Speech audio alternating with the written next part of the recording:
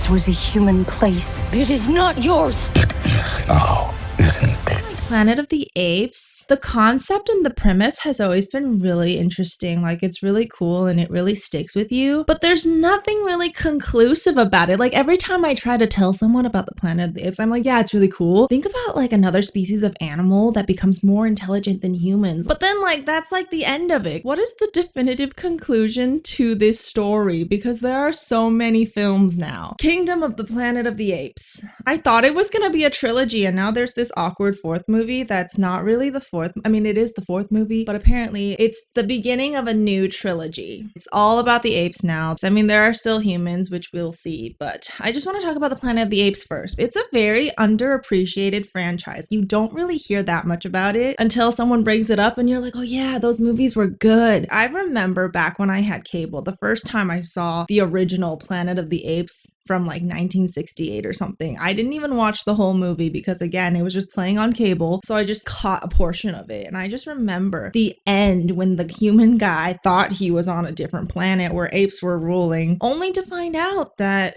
he was on Earth all along, and it was just a dystopian future in which apes took over and humans are just kind of barbaric. I don't know. I just remember that Statue of Liberty washed up on the shores of a beach, and that haunted me for a long time. I definitely really enjoyed the reboot where we're following Caesar. This new movie, we follow a new ape called Noah. At first, I thought he was like a descendant of Caesar because he kind of looks like Caesar, but I don't think he's related to Caesar because in this movie, his clan doesn't really know about Caesar. Noah comes from a clan where they bond with eagles, living in the valley, doing their thing, and then one day, another tribe of apes come, destroy their home, kills his father, and then now he's on a journey to sort of find his people and get them back. This story takes place 300 years after Caesar has already passed. And the apes in this generation, they don't even know about how humans dominated Earth in the past. So they just think that humans are just like these wild animals. It's kind of a weird concept because I don't think it's really that long. I don't think 300 years is long enough for history to just be forgotten like that. But I guess I don't think the apes in this movie have any form of written information. Like, I don't think they document the history. Everything is just passed down orally by generation. So Caesar's teachings have been twisted because this new clan of apes that took over Noah's clan, they're like following this new leader called Proximus Caesar. He's kind of twisted what the real Caesar was trying to teach apes. He has this idea that they need to get rid of humans because apes are more superior or something. Actually, I don't even know.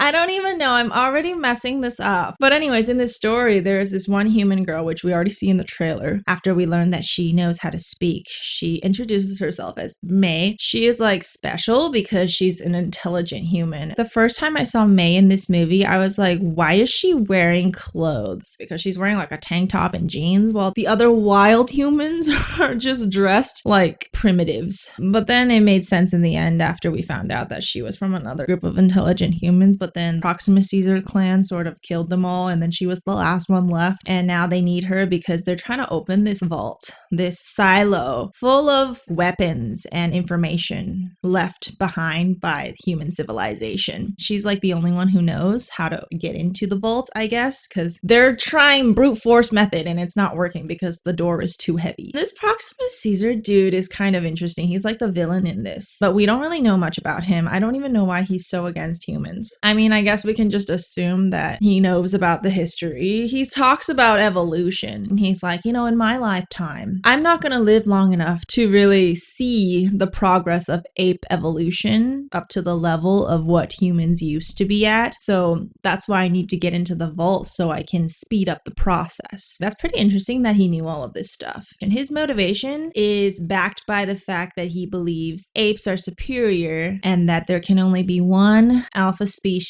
on Earth. And if the humans come back, they're gonna have trouble. So they have to make sure apes stay on top. And then another character in this, along the way, Noah also meets Raka, an orangutan, who actually remembers he was part of a group, I don't know, an order. They remember the true Caesar and what his ideology was. He believes that apes and humans can live together in peace. So in this whole movie, Noah's being pulled by these two different ideas, and it's It's not very clear at the end which one he really decides to go with, but that'll probably be explored more in future movies. The main human girl, she also wants to get into the silo because she's looking for something inside that is very important to the remaining humans. She kind of convinces Noah to like help her get it. I think Noah really trusted her, but she kind of betrayed him. The end is the weirdest part. I feel like the ending of this movie was what confused me because it was a pretty straightforward story up until the end. Like everything was making sense. It was very slow paced. There was nothing confusing about it until we got to the end after May got into the vault and she got the thing that she was looking for. And then she brought it to another area where there's another sort of vault or shelter where there are humans and they've just been kind of hiding and they're trying to contact other humans, I guess. And so the thing that she took, it was like sort of a key that they needed to sort of operate some radio. At first I thought the radio thing, they were trying to contact extraterrestrial intelligence because it was like facing space. And then there was also a parallel of this telescope, and there are actually multiple scenes of Noah was looking into the telescope and May was also looking into the telescope at one point. They obviously see something in it, which they never actually show. So I don't know if there was a parallel between that and the ending where they were using the radio thing. We do hear a voice at the end. I guess it was other humans on Earth.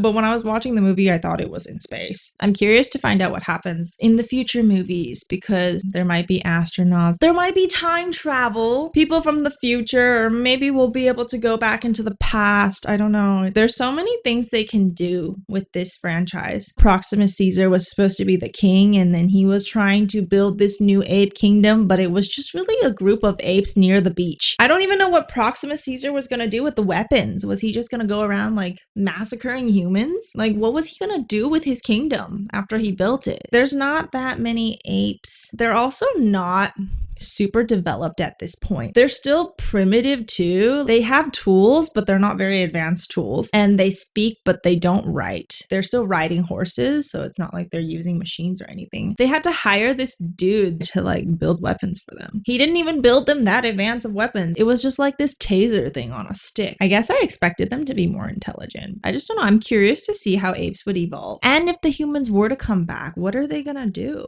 If they become immune and then they do come back, and then we do have another war, what's gonna happen? Two species destroying each other? Fighting over one Earth? If you really try to think about it, there's a lot of questions you could have. I had a lot of questions watching this, but then at the same time, I'm like, it's a simple story, don't overthink it. And then in the end, I'm like, oh shoot, maybe it wasn't as simple as I thought. Yeah, that's all I had to say about the new Planet of the Apes, the fourth, the Kingdom of the Planet of the Apes.